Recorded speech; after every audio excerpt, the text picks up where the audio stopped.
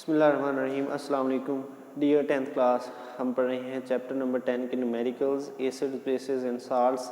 यहाँ पर हम डिस्कस कर रहे थे कि किस तरह हम हाइड्रोजन आयंस कंसंट्रेशन जो कि किसी भी एसिड में मौजूद होती है, तो क्योंकि एसिड में हाइड्रोजन आयंस मौजूद होते हैं, हमने डेफिनेशन पढ़ी हुई है, तो उससे हम किस तरह पीएच फाइंड कर सकते हैं और उस पीएच से हम किस तरह पीओएच फाइंड कर सकते हैं।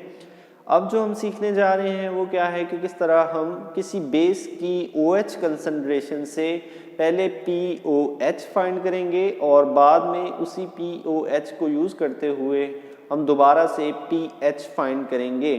तो ये दोनों तरीके जो हैं यूज़ किए जा सकते हैं। अब यहाँ पर सोडियम हाइड्रोक्साइड है पहले, तो ये हमारे पास आयोनाइज होकर क्या देती है, सोडियम आयंस और हाइड्रो ऑक्साइड आयंस।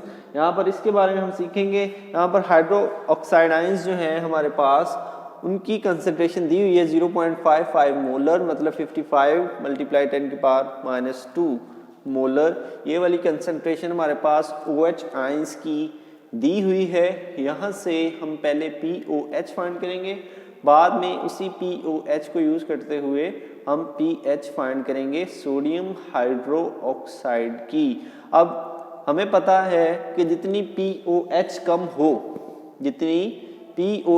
हो उतना ही स्ट्रॉन्ग बेस होता है, जितनी pH कम हो उतना ही स्ट्रॉन्ग एसिड होता है। ये हम पढ़ चुके हैं, ठीक है। POH इसकी बहुत कम आएगी तो ये बहुत स्ट्रॉन्ग बेस है। हम POH फाइंड करने लगे हैं जी। POH उसका फॉर्मूला क्या है, negative log of OH ions concentration, ठीक है जी। OH आयंस की कंसंट्रेशन क्या है, उसका क्या लेंगे, नेगेटिव लॉग, तो वो आ जाएगी हमारे पास POH। नेगेटिव लॉग किसका लेंगे जी, अब 55 मल्टीप्लाई 10 की पावर -2, इसका हम लेंगे नेगेटिव लॉग। नेगेटिव लॉग जब लेंगे इसका लॉग अलहदा करेंगे, इसका 55 का अलहदा, 10 की पावर -2 का लॉग। जब आप कैलकुलेटर पे सारा करेंगे तो डायरेक्ट भी हल हो जाता है, लेकिन 10 की 2 का लॉग जब लेते हैं वो 2 आता है और 55 का जब लेते हैं वो आता है 1.74, ठीक है जी। तो ये दोनों को हल करने के बाद माइनस करेंगे, हमारे पास आ जाएगा 0.26, ठीक है जी। ये आ गई हमारे पास POH। POH बहुत छोटी आई है तो उसका मतलब क्या होगा, बेस क्या है, बहुत स्ट्रॉन्ग है, ठीक है। स्ट्रॉन्ग बेस, स्ट्रॉन्ग है हमें कैसे पता चला, क्योंकि POH बहुत कम है। जिसकी POH बहुत कम होती है, POH बहुत कम होती है, वो वाला बड़ा स्ट्रॉन्ग बेस होता है। अब हम यहाँ से फाइंड करेंगे pH। हमें पता है pH जमा POH ये कितना होता है, हमेशा 14 होता है। हम यहाँ से pH फाइंड करना चाहते हैं तो POH उधर जाके क्या हो जाएगी, माइनस, तो ये इसकी वैल्यू कितनी है पुट कर दें 0.26, तो हमारे पास आ जाएगी pH 0.26 माइनस करेंगे तो हमारे पास आएगा 13.74, ठीक है जी। ये वाली आ जाएगी हमारे पास pH। तो जो स्ट्रॉन्ग बेसिस होते हैं उनकी POH बहुत कम होती है लेकिन pH बहुत ज़्यादा होती है। उसके बाद आगे आ जाए calcium hydro oxide. Question number 4 का 7th पार्ट है हमारे पास न्यूमेरिकल का। कैल्शियम हाइड्रोक्साइड भी एक स्ट्रॉन्ग बेस ही होता है, ठीक है जी। ये जब आयोनाइज होता है तो देखें ये 2 हाइड्रोक्साइड आयंस पैदा करता है। हाइड्रोक्साइड आयंस की कंसंट्रेशन उसने दी हुई है 0.055 मोलर, लेकिन ये कितने पैदा कर रहे हैं, 2 हाइड्रोक्साइड, तो इसे 2 से मल्टीप्लाई करना पड़ेगा। 2 से मल्टीप्लाई करेंगे तो ये वाला आएगा 11 मल्टीप्लाई 10 की पावर -2, ठीक है जी। ये वाला हमारे पास आ जाएगा उसका उसकी concentration hydrogen ions hydroxide ions concentration. यहाँ पर पहले हम फाइंड करेंगे POH। उसका फार्मूला क्या है, negative log of OH concentration, ठीक है। अब OH कंसंट्रेशन क्या है, OH कंसंट्रेशन यहाँ पर 11 मल्टीप्लाई 10 की पावर -2।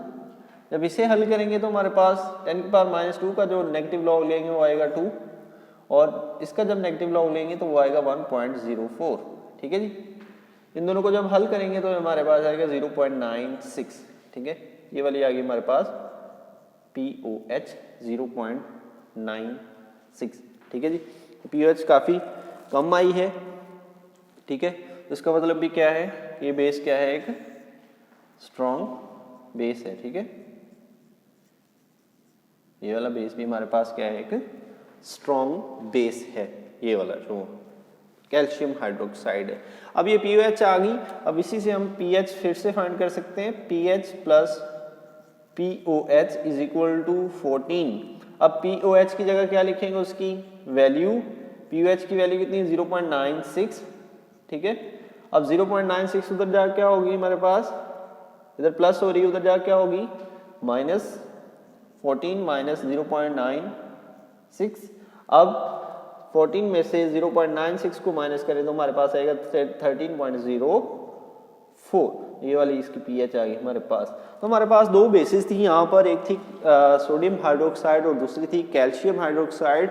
दोनों बेसिस की OH आयन कंसंट्रेशन हमें दी हुई है। इसका एक ही आयन पैदा होता था तो किसी से मल्टीप्लाई नहीं किया, उसके दो हाइड्रोक्साइड आयन पैदा हो रहे हैं तो इसीलिए उसे 2 से मल्टीप्लाई हमने किया है। इसकी POH पहले फाइंड की है, फिर pH निकली उसी से। इसकी भी पहले POH फाइंड की है, फिर pH निकली। इसकी POH भी बहुत कम है, इसकी भी बहुत कम है, दोनों स्ट्रॉन्ग बेसिस हैं। लेकिन इन दोनों में ज्यादा स्ट्रॉन्ग कौन सा है, ये वाला, क्योंकि इसकी 0.2 है, इसकी बहुत कम है, तो ये बहुत स्ट्रॉन्ग बेस है। और ये वाला जो है ये थोड़ा इससे कम स्ट्रॉन्ग है ये भी स्ट्रॉन्ग बेसिस में शामिल, लेकिन इससे थोड़ा वीक है, ठीक है। 0.9 है उसकी वैल्यू, POH की वैल्यू थोड़ी ज़्यादा है, इसलिए वो इसके मुकाबले में थोड़ा कम जो है स्ट्रॉन्ग है कैल्शियम हाइड्रोक्साइड। तो इस टॉपिक में हमने क्या सीखा है कि OH आयंस कंसंट्रेशन जो है वो बेसिस की वो हमें क्या बताती हैं और हम किस तरह उन्हें कैलकुलेट कर सकते हैं। इससे पिछले टॉपिक में हमने सीखा था कि H आयन कंसंट्रेशन किसी एसिड की वो हमें क्या बताती है, एसिड्स की ताकत के बारे में, और ये हमें बता रही है बेस की ताकत के बारे में। उम्मीद है कि ये टॉपिक आपको समझ आ गया होगा। मिलते हैं नेक्स्ट टॉपिक के साथ, अपना ख्याल रखें, अल्लाह हाफिज़।